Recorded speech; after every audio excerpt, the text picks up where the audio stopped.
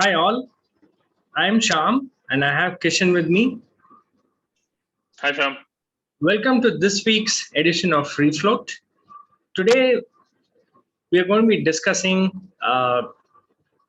different bond, I shouldn't say trading platforms, they're mostly bond marketplaces that have sprung up over the last year or so.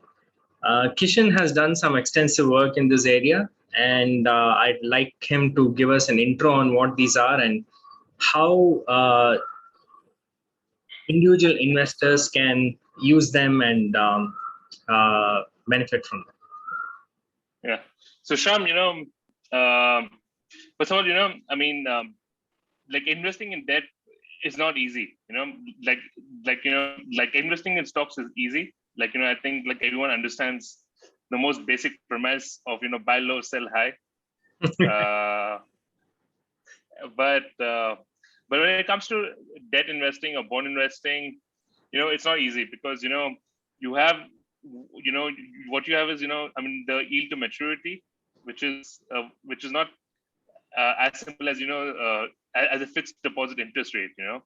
It's just not as simple as that. And then you have other things in a bond which makes it which not simple for like an average person to understand, like embedded options, call or put options.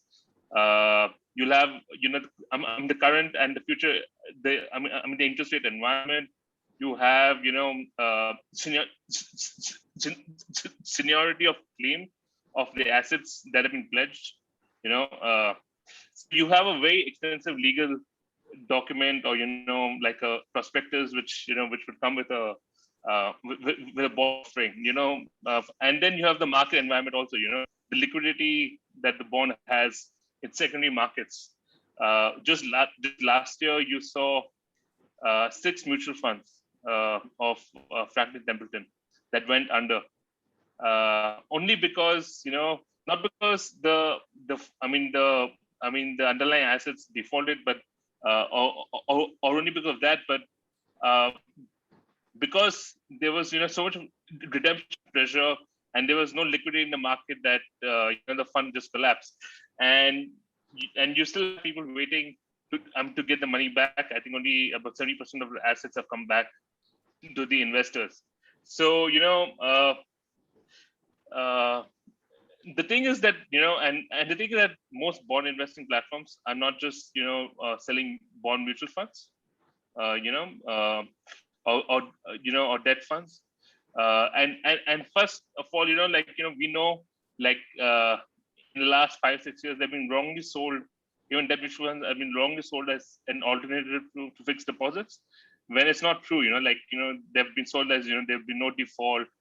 We saw what happened in the case of Yes Bank bonds also, where like those 81 bonds were sold as good as guaranteed, and then there was a big write down that happened there. And uh, and and, and that's one part of the story. But then you also have bond investing platforms where not only you're raising or debt investing platforms where you're not only just raising against bonds and stuff, but you also raised by well-known companies. But you also have a scenario where some NBFC, like a small-time NBFC, is raising money uh, by pledging some of the assets. Some maybe some two-wheeler loans, or some or some or some auto rickshaw loans that they've extended, and they're trying to raise more money through retail participation. Mostly. And that gets even more complicated and murky. Because you're getting like 11-12%, or like even more. Like they are online furniture brands which are offering upwards of 20% yield. Online what? Furniture. Yeah. Oh my God, I didn't even know that that thing was there in India. Okay. All right. Okay. Yeah. So online furniture, things, raising money at 20% and stuff. So now, because everything is going good, like everyone is laughing their way to the bank and being happy. But as every cycle, would tell you that things really end up. I mean, the cycle ends when things go wrong in the debt markets. Like that's always where things. The final exclamation always comes at that in those markets. And even in India, which has very little history of debt, the last cycle ended with many large corporate houses, going bust. From the likes of Kingfisher and JP Associates to Anil Ambani and SR and like all the big boys, like all the well-known names from like the early cycle of 2000, the first of 2001 to 2008 or even further. Those are the boys that went bust, and they all ended up in bankruptcy court. And judicial proceedings are still going on. But at least you can say that if a debt mutual fund went bankrupt, I'm sorry, I mean the borrower that went bankrupt and a debt mutual fund lent to it, you have the thing that at least the debt mutual fund has a fiduciary obligation to represent their customers and then to and to have a claim and then to to follow up on that claim and to make sure that the interest of the customer is met. While most of the debt investing platforms have no such obligation, because I would guess that their business model works on where they get paid by the borrower, a commission, and the commission that they get is based on the amount of money that they help raise. And once the transaction is over, I'm not sure what legal obligations would there be, for the debt investing platform in case there's a default. The lenders, which are, I guess, mostly individuals or like small corporates, will be left to themselves, and it's very likely that they will be left to form their own association and get their own legal representation and to follow up. I clearly remember, and this always happens. I remember going to a meeting with a very high, with a very top broker, like in 2013 or 12, and they're selling, this NSEL product, with a 15%, it was like exchange guaranteed. I remember him telling me that it is exchange guaranteed. I come from Bombay. He's like, why don't you get your clients, customers here? Why are you wasting time in equity markets? And this is 50% exchange guaranteed and stuff. And it sounded too good to do, but I did not really investigate and stuff. And a few months later, it all went bust. Yeah. And so. And it ruined the reputation of many of many broker houses like IIFL and stuff. So not that it mattered, the stocks are still went up way up after that. After all that. So I think my thing is being that debt investing is I believe in do it yourself investing and like managing your own equity portfolio stuff, but when it comes to debt investing, I think it's a job left to professionals, because there's so much of complications that for a normal person it just doesn't make sense, because for that extra 2 or 3% yield that you get from in venturing out into these spaces, you run the risk of of a large loss of principal, at least. Well, I think, warning investors is one thing, because they will find something else. So I don't see the point in telling them don't do this, because I think a few years ago P2P lending was all the rage. So you lend to some idiot in Warangal or some nonsense, and he'll give you 20% yield. So it always sounded weird to me that you would trust someone enough to lend them online, sight unseen. So how are you going to collect, if he defaults? Are you going to hop on a plane and go there and beat him up? So if you can't do it, then what if he just vanishes, right? As a so the hat you wear as a credit investor is completely different from the hat you wear as an equity investor. Equity investing is all about optimism, right? You want unlimited upside. So for that, you'll pay, uh, you pay for that optionality. Whereas in debt, your upside, there's no upside. You get your Yeah. par The back. upside is That's limited. it. Yeah. Yeah. So given that your upside is capped at par, you need to worry about your downsides. So the hat you wear as a credit investor is that of skepticism and cynicism. It's not optimism. So when you start analyzing different bonds, you'll realize that it is not standardized, right? So the same company can issue multiple series of bonds with different hierarchies. So some can be super senior, some can be just above equity, and so on. So knowing where you stand in the capital structure is itself an investigative affair. They don't clearly spell it out. You need to read the docs and figure out where you stand. And even after you do that, there's always the risk of a cram down. A cram down happens when you start off as somewhat senior in the capital structure, but then the company's bondholders or promoters or banks come in above you because of some covenant that they've breached, or something has happened, and it gives them the legal right to come ahead of you in the capital structure. So then you go a few steps lower in the in the waterfall.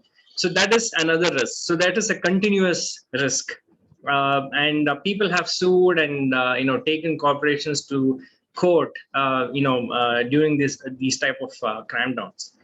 And then the other problem is, see, these debt platforms, they have no obligation to you. That is very clear. They act as a broker, okay, and they will sell anything. And a few years ago, there was this construction loan, right? So a lot of when the RERA Act came into being, a lot of these mid-sized construction companies couldn't raise funding from regular sources, so they all sold to retail.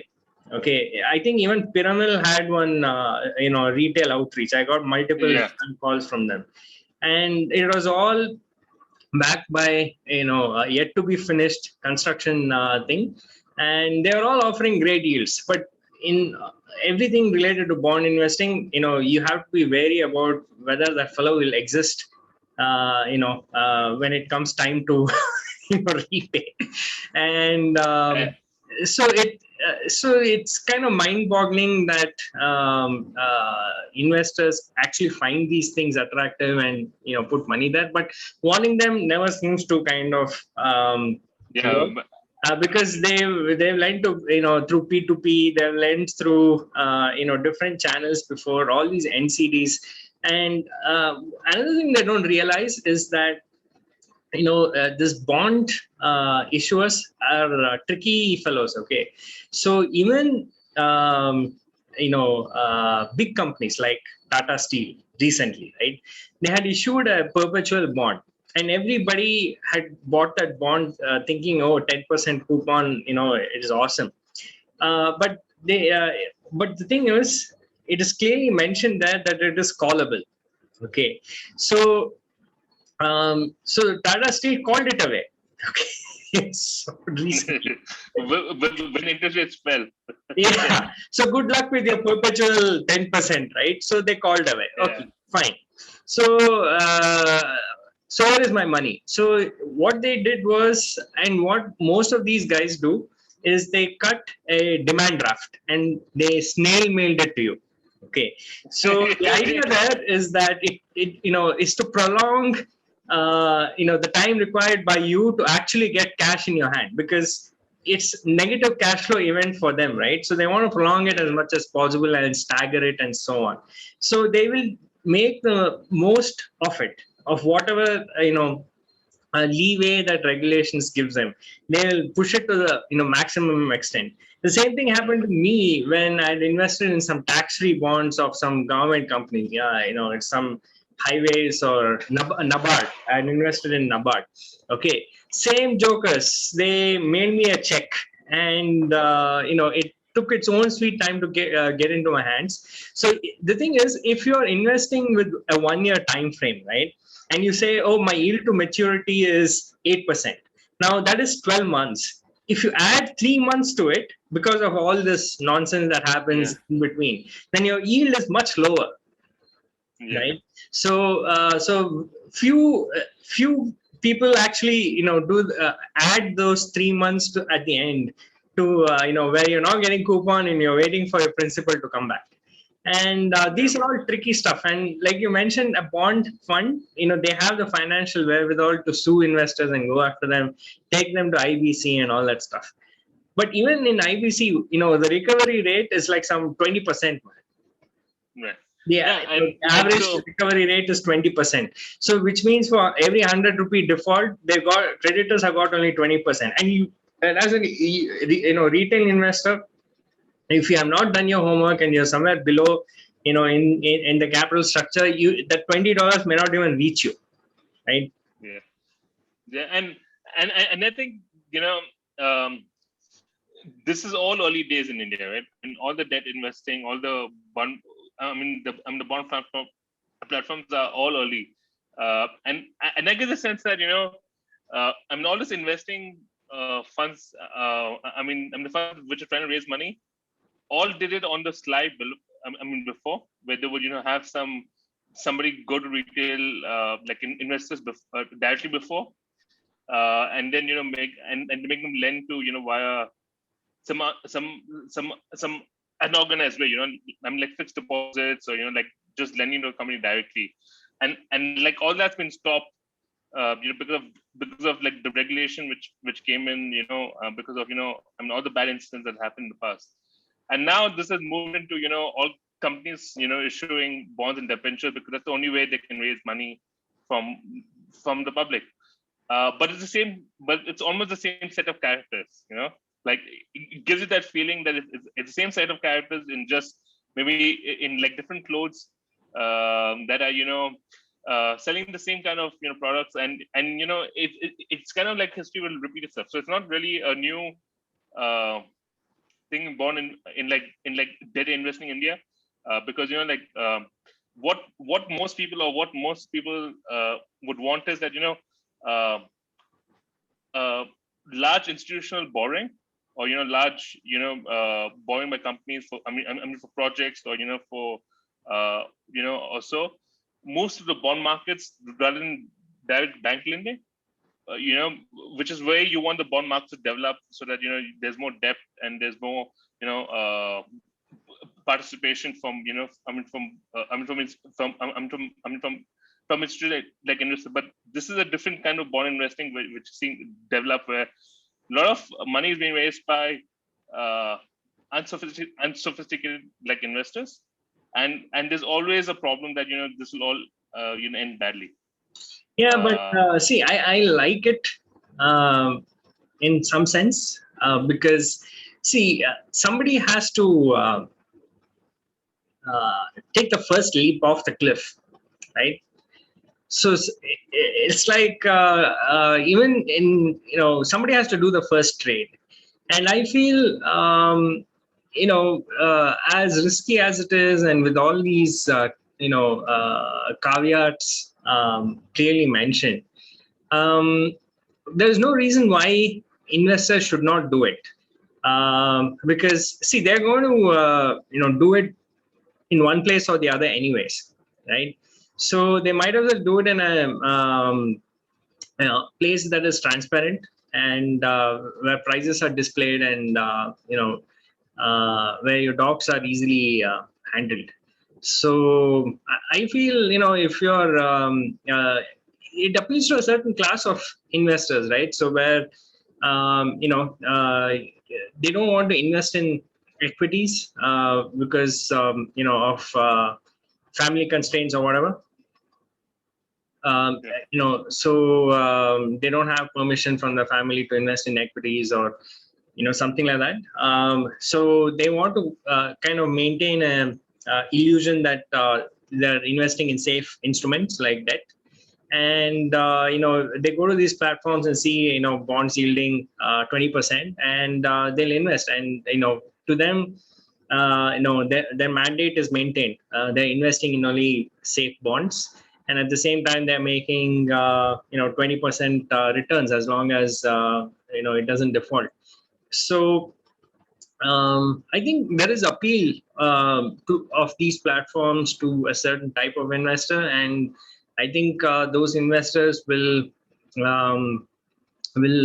go towards these things, and think of it as a data generation process as well. So a few years from now, we'll have an idea of what companies work, what promoters repaid, what happened, and so on. Right. So just like this, NSCL crisis kind of shown some light, and it led to a lot of good second order effects, right? So before that, there was this FMC, which was a separate regulator for commodity futures. So they have to get rid of that and merge it with SEBI, right? Because they FMCs kind of dropped the ball over there. And they stopped this sort of asset-backed stuff. They brought it to a more transparent state. So a lot of good things happened. So if you my kind of summarization of this whole thing is, see, there are going to be risk takers who are going to blow up, and that blow up will lead to good second order effects where these things will be more regulated, and that information asymmetry goes away, and that will again benefit people who are in the in the benches, who are waiting to sort of get into this market. So I think overall it's a good thing, and it's worth people to explore, worthwhile. Right. Do you think it's something that a financial advisor should explore? See, advisors should explore, but at the same time, they should know their limits, right? Because the information flow. When I meant information asymmetry, right, it means that the issuer knows a lot more about his own company than you do. Okay, and this is not like equity where there's only one class of equity. There can be dozens of classes of bondholders. So you don't issue. So even if so it is, the due diligence never stops, right? It's a continuous process, and if you should have the wherewithal to continuously keep monitoring these things and remedy it, and and the client should be willing to pay for all this. So it may not be feasible to do it at a small scale. So you will be a quasi debt manager, right? So if you have like 10 large clients, who, and you're placing the same bonds to all of them, then maybe the pooled fees that you collect from all these 10 people can fund the continuous sort of surveillance that is required. But if you can't do that, then I think you should stay away from this individual bond picking stuff. If you think picking individual stocks is difficult, then picking individual bonds is like order of magnitude more complex. Right. And yeah, and this is an age-old thing, right? About the credit rating. So that's the other question mark, right? If you're an individual investor or a financial advisor, you don't have the resources that's required for you to go through the entire prospectus or the intervention memorandum and understand what's happening. So for you, the credit rating is a prime thing, and but you've seen what happened with People forget that credit rating is actually paid for by the issuer. So there's a conflict of interest right there, right? So they're not, in the buyer's interest. It's they work for the seller's interest, and which means you need to do your credit due diligence yourself. You can't outsource it to a rating agency. And also, different bonds are different hues, man. So, for example, a bond that is maturing 15 days from now can actually pay, whereas a bond maturing 30 days from now may not be able to pay, depending on the cash flow situation of that company. So, you need to kind of, be in the weeds to kind of see through all this. And this is the same thing I was telling about P2P as well. What does a bank do? A bank, when it lends, it pools risk, right? It knows the borrower's credit rating, credit score. It knows his cash flow, and on a pooled basis, when they lend to millions of people, they can have a kind of handle on the risk that they're taking. Whereas you, as an individual investor lending to 2 or 3 borrowers through this P2P channel, you cannot do that. There's no way you can do that. So you are taking a very concentrated risk, and you have no collection capability as well. Like you can't send some gundas to collect your money back. It's the same situation here. Yeah, I mean, and so for me, it's like maybe if you're like interested in doing this, maybe your exposure should not be so large, or at least your exposure to one kind of, to one company or to one kind of asset should be limited to a very small percentage, like you're a bank yourself. Yeah, so you might as well go buy a bond fund, right? So why pick individual bonds, right? And bond fund, fees are like a fraction of what an equity fund charges anyway. So except I think if you see the last the last few years, most bond funds would have return of say 7 to 8%. Yeah, so you should ask yourself why. and no. But the thing is that people don't realize it's also the interest rate environment and stuff. So you might have 8 or 9%, which is very good in an environment where the interest rates fell and have been stable. But if in the future, if the interest rates rise, then these bonds will underperform in the near term. But at the same time, like you see, like you go online, you see some like a well-known NBFC or a well-known industrial house offering you 11% yield, on some bond. You're directly much more interested in that because you're saying, okay, 11%.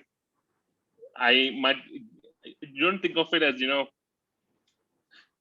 at that point you're not really thinking of default. While you should be thinking of default, like the risk of default. Yeah. So look, this has always been the bane, right? You look at bond funds and you say, oh, they're given only 8%. But you need to ask yourself why it has given only 8%, right? So they are trying to manage the risk. They have regulatory obligations and they're giving you instant liquidity. So none of that is available here. Who are you going to sell those bonds to if you want the money tomorrow? Nobody's going to buy it from you. Okay. and if you are a forced seller, the bid offer is going to be so wide that forget about 11% yield. You may not even end up with 5% yield, right? Yeah. So these are when it comes to bond, I feel you're better off with a bond fund. Just like how P2P lending, you're better off buying the stock of the of Bajaj Finance or something rather than doing this P2P lending yourself.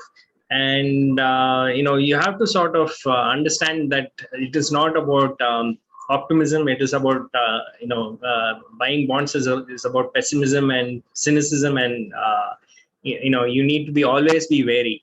And if you can't monitor it on an ongoing basis, don't do it.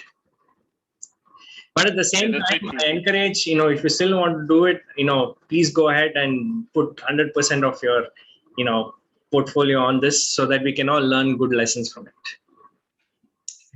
it.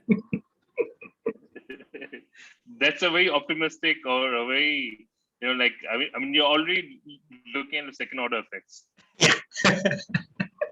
See, ultimately, all these, mutual fund platforms should have skin in the game. So SEBI will say that, right? So we need to, speed up that process. So get some of these guys to sue these, bond mutual funds to, sue these mutual fund. I mean, bond platforms, and to get that going. So No. so more power to risk-seeking individuals.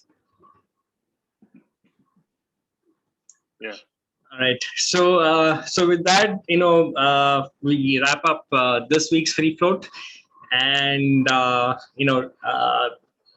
we have nothing against people taking risks. We just want them to be aware of what they're doing and what kind of risks they're taking. And if you still want to go ahead with it, whatever floats your boat. So see you again next weekend. We will unwrap something else for you guys. Bye. Thank you.